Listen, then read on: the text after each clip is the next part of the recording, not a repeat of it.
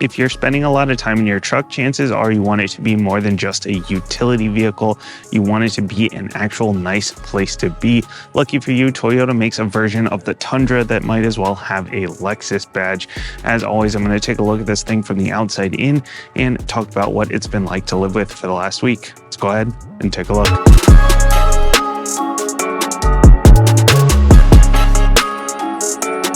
Underneath the hood here, there are a couple different powertrain options for the Tundra. There's a twin turbo V6 with a lower output, one with a higher output, and then a hybrid version, the iForce Max. This one is the hybrid version. The iForce Max is the only powertrain option if you are getting the Capstone. So it's going to have an electric motor generator sitting between the transmission and the engine, as well as a 288 volt battery sitting underneath the rear passenger seat, and it's going to get you quite a bit more power, quite a bit more torque than the standard twin turbo V6. This one is rated at 437 horsepower, 583 pound-feet of torque. That is a ton of torque.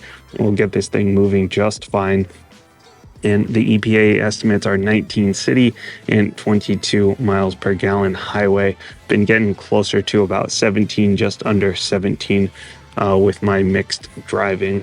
And as far as the transmission goes, there is a 10-speed electronically controlled automatic, and that is the only transmission option for this Tundra here.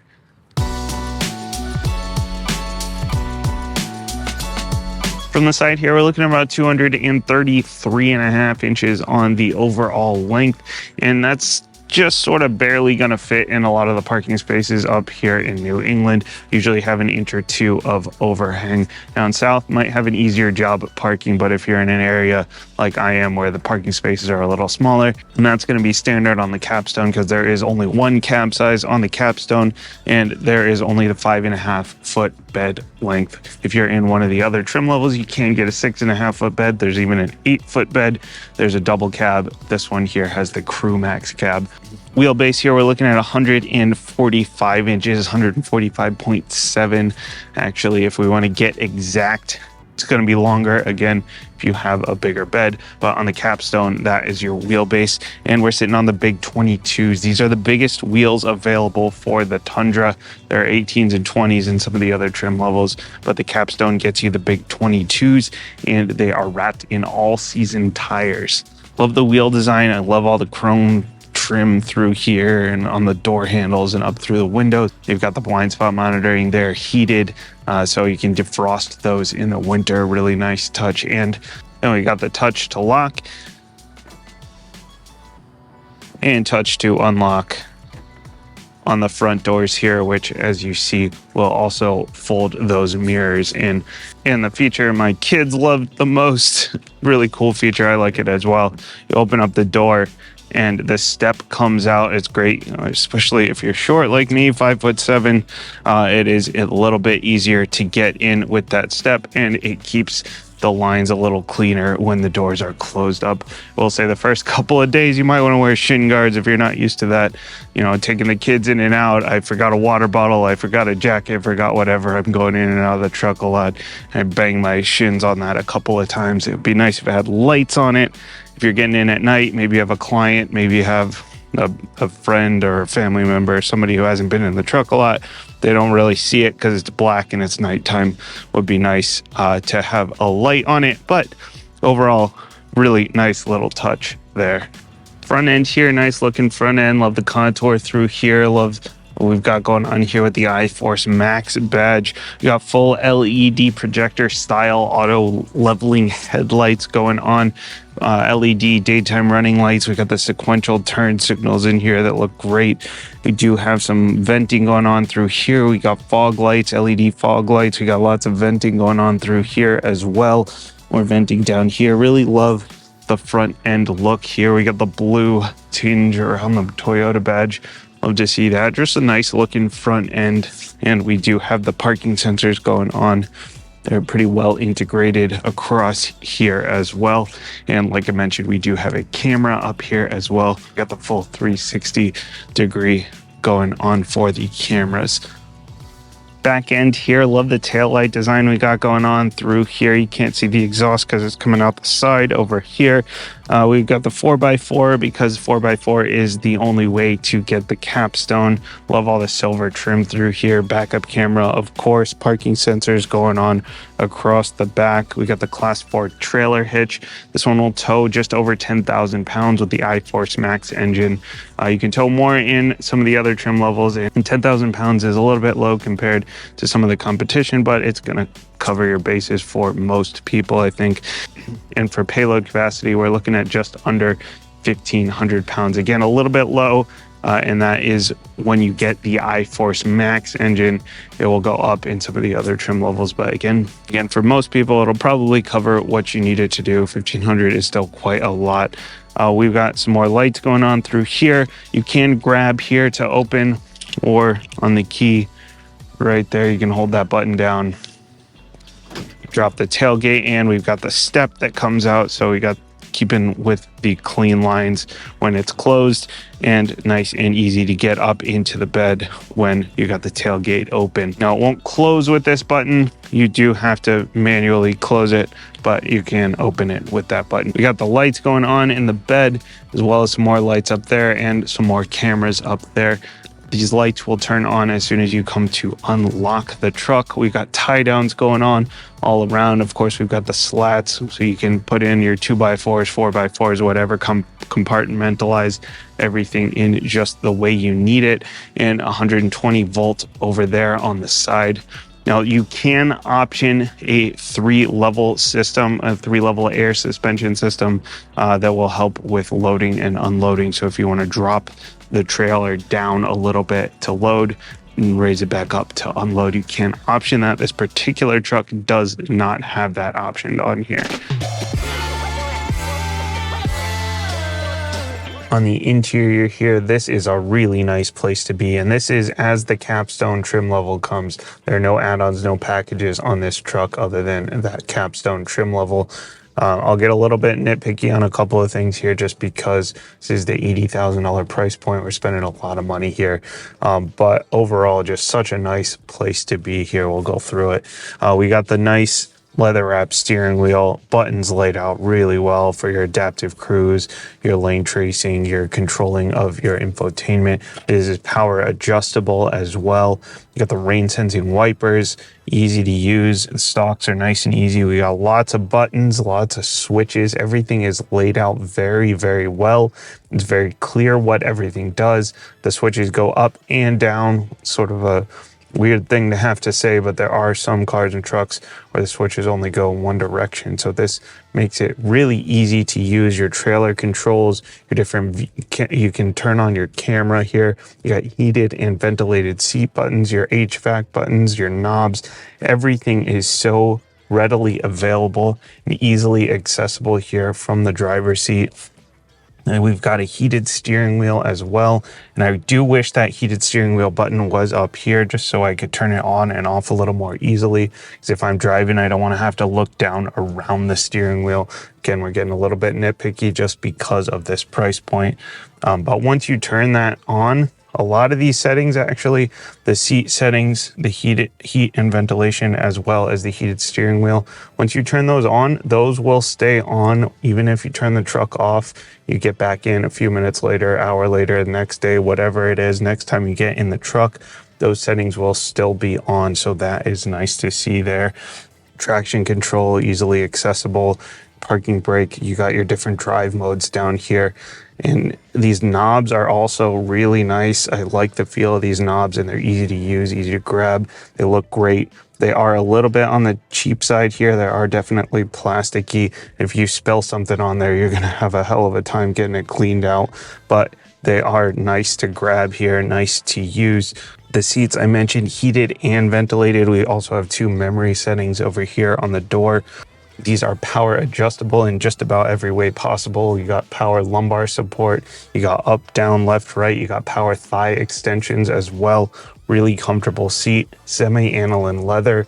The black and white semi-aniline leather is the only way you can get the Capstone interior wise here.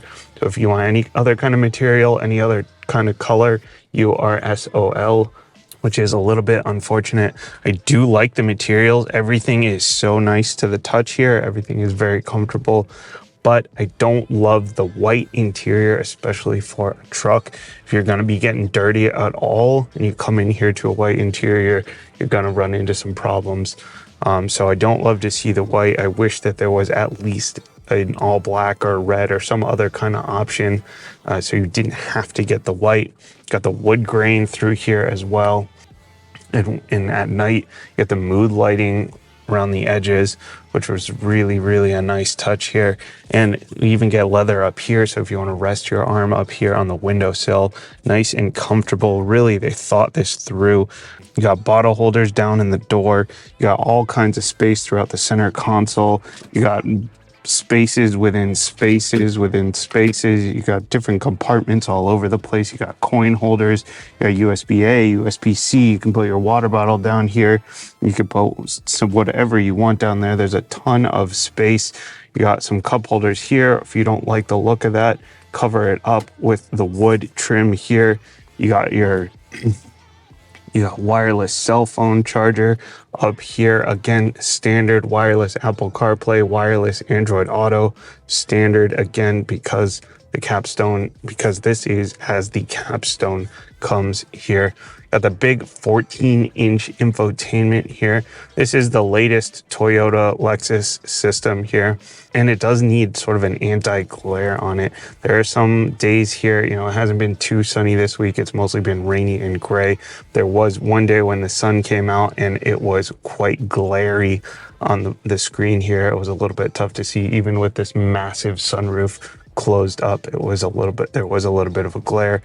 Your basic vehicle settings in here, your dark mode, your light mode, all your different camera views, your mood lighting, all of that is available through here. As I mentioned, you do have a button to get into your camera views. There's a 360 view, there's a top-down view, there are views on the sides of the truck, there's a bed view, there's a front view, there's a back view. There are all kinds of different cameras on here.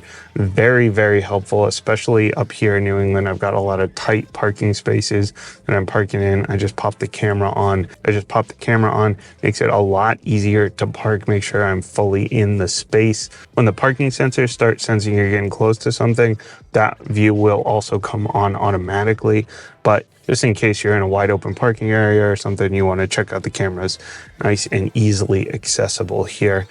There's also an auto option where it'll come on a little bit more often, as you pull up as you slow down to a stoplight or something, it will just come on automatically. I have left that off. It gets a little bit distracting. It comes on a little bit too often. But that, even when you don't have the auto set, when the parking sensors pick something up, it'll still come on. It'll still give you those camera views. Gauge cluster here. In the past, I haven't really loved the Toyota gauge clusters, their graphics, but this one is very well done here. You've got everything you need, really, your coolant temperature, your battery voltage, fuel economy. You've got a bunch of different things that you can cycle through, including your compass, trailering information, all your different safety systems. You can turn your safety systems on and off, your blind spot monitoring, your pre-collision warning, whatever you want. You can turn those on and off through here. You can customize the right-hand side here to view your boost gauge, your battery usage, your temperatures. You can update that to a few different options as well. It's just a really well laid out screen, has just the right amount of information, has a big tack in the middle, has your speed right in the middle. Everything is available, but it's not too cluttered. Really did a great job with that. You also have the heads up display, which is very simple. It's going to have your current speed and your compass, and that's pretty much it. It's a nice to have, but not really fully necessary kind of thing in this situation. I wish it had a little bit more information, just optional information, especially up here in the Capstone trim level. But it is a nice little convenience thing. For the mirror here, we do have the fully digital mirror. So if you leave it in the regular setting here, then you'll have a normal mirror where you just are seeing straight out the back. But if you pull this tab, then you get the digital mirror, which is a camera feed from the back, completely unobstructed. Really nice thing to see, especially in a big truck like this. The visibility out the back already isn't great because we do have the truck bed because we're up so high. The other day, I had my two kids in the back.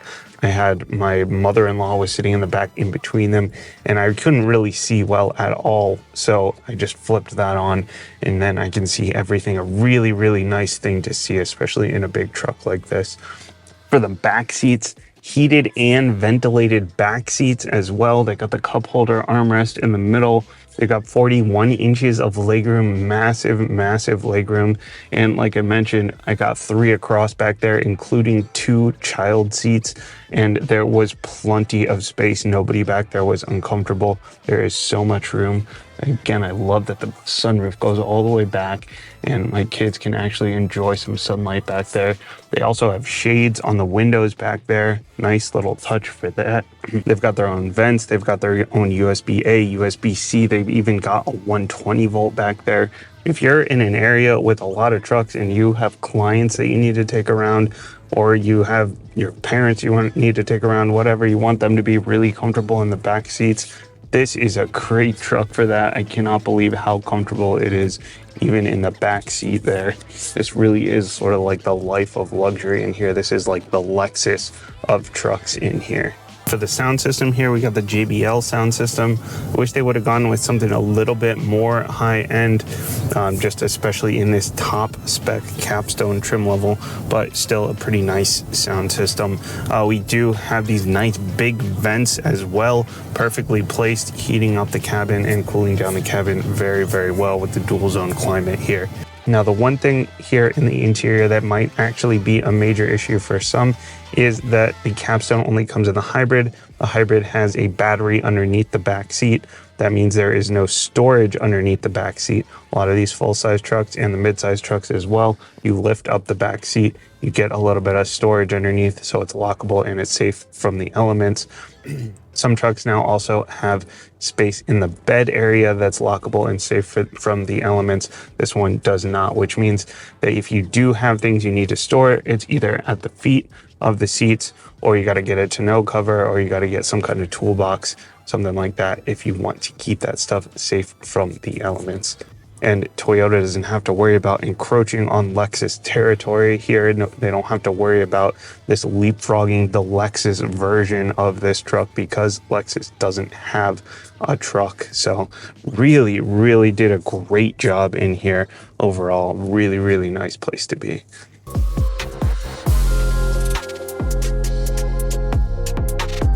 I've been driving this truck around for the last week, and I have to say, generally speaking here, this has been a great driving experience.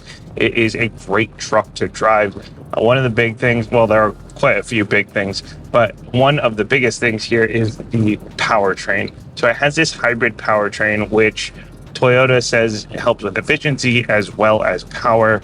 It doesn't really help a ton with efficiency, honestly. I'm getting about 16.5 miles per gallon combined. If I drove around in eco mode all the time, maybe I would get closer to that 19 to 22 that they have for the EPA estimates. But my real world efficiency has really not proven to be any more efficient than the competition. But where it does definitely help is the power. So this hybrid powertrain works a lot differently than the other Toyota cars. The Toyota cars and SUVs, typically they have a 2 or 3 motor system. It's 2 motors if it's a 2-wheel drive car, or a 3 motor if it's a 4-wheel drive car or all-wheel drive car. So they have basically one to get the engine going and to help feed the other 2 motors, and then they have a motor on each of the axles. But in this situation, there's a clutch sitting between the engine and the transmission. When the clutch opens, then the electric power feeds through the transmission to the wheels. Or if it's closed, then you have the gas power just working like a regular gas-powered truck. So it does work a little bit differently. But what this hybrid system really does is it, other than allowing you to go full EV mode around town and just being quiet and smooth, it will help mitigate some of that turbo lag. So this being a twin turbo, it means typically you would have to wait. Once you hit the throttle, you have to wait for the turbos to spool up, and then you get a shove. In this case, you get the electric motor pushing you right when you hit the throttle, and then once those turbos have spooled up and they're ready to go, then it can switch over to gas, and then you get sort of this seamless transition and this seamless power here. And it can move very quickly. It does sort of get in its own way when you're in eco mode, obviously trying to stick with efficiency. But when you put it into sport mode, throttle response is immediate. This thing will get out of its own way so quickly. If you think about 583 pound-feet of torque, that is a ton of torque. That is more than a Raptor, and it's not even close. I'm not talking Raptor R, I'm talking about the regular Raptor, and the power numbers are pretty close as well, but you get a lot nicer place to be. It moves very, very well, very, very quickly. It does have the 2-speed transfer case. We got a 2 high, 4 high, 4 low. There is no 4x4 automatic, anything like that. Is a part-time 4-wheel drive system. It'll go up to something like 60 miles per hour. You're probably not going to be using 4x4 cruising on the highway most of the time anyway, but I've been in 2-wheel drive most of the time and it has been totally fine. Now, in terms of ride quality here, it rides really nice for a truck. Now, if you're coming from a long wheelbase luxury sedan, you got to set your expectations, but if you're coming from another truck, or if, whether it's a midsize or a full size, you're going to be impressed with the ride quality. It rides really smoothly, especially on the highway. We're looking at independent double wishbone front suspension and coil spring multi-link rear suspension. There is an adaptive variable suspension as well, which comes with that loading air suspension on the back of the truck that I mentioned when I was talking about the bed. But I imagine that will even smooth out the ride even more. But I will say it is a pretty smooth ride, especially if you're coming from another truck. The other thing is it's very quiet in here. Most trucks are not this quiet. There's a lot of NVH typically. There's a lot of road noise typically. It is very quiet, even at high speeds on the highway. And again, with the hybrid powertrain here, with the electric motor, a lot of the time helping out with when you're pushing the truck a lot more, so you don't have these big spikes where you're revving this thing out. It will help with the sound as well, with the NVH as well, with the vibration and with the noise. For safety, we have the 2.5 Toyota safety system. I was a little surprised that this one didn't have the 3.0 being redone in 2022. Hopefully they update that soon. But the 2.5 is still a really good system. You still have the pedestrian detection, which is a really big one, especially in a big truck like this. And we have pedestrian deaths up and, pedestrian accidents up so much in this country, and being so high up, it is a little bit harder to see, even though you feel like you have great visibility. If somebody is right in front of the truck, right behind the truck, you're really not going to see them. So it's great having that pedestrian detection, the rear cross traffic alert. It has the blind spot monitoring, it has the radar cruise control, and all these things, they are assist features. They don't get in the way. I know a lot of people, I consider myself a very good driver. A lot of people consider themselves good drivers. They say they don't want these safety systems in their way. They don't get in your way, and they're extra peace of mind. I'm dropping my kids off at school, at daycare, and it's nice knowing that I have that backup system there in case a kid does run out in front of me, or run out behind me as I'm pulling out of the parking lot or pulling into the parking lot. Plus, I got the full rear view camera that I mentioned here, the digital camera, nice big mirrors. The visibility, generally speaking, is very good for a truck of this size, but it's nice having those other systems as a backup. Now, I mentioned that it does have the radar cruise, and the radar cruise works really, really well, and it does have a lane tracing option here where it'll keep you in the center of your lane. But this is where the 2.5 and the 3.0 really have the biggest difference, because the 3.0 will legitimately keep you in your lane. The 2.5 system will kind of bounce you back and forth a little bit. And this doesn't seem like a big deal. And if you haven't lived with a good lane tracing system before, then it's not going to be a big deal.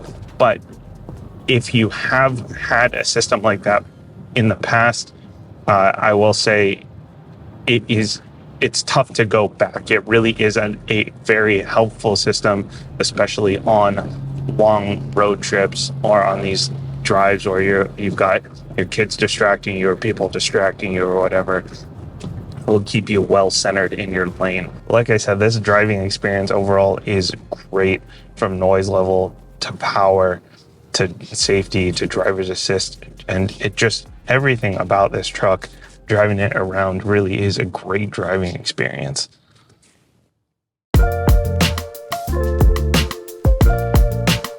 At the end of the day, we have a vehicle with the interior the size of your living room, the comfort and features of a Lexus, and the utility of a half-ton pickup truck. It really is a great option if you're someone that spends a lot of time in your truck, though it does come with a hefty price tag here at 80 grand for the Capstone version here. If you're someone that's worried about buying a Japanese truck against one of the American options, this one is actually designed and built here in the USA. It is built down in San Antonio, Texas exclusively.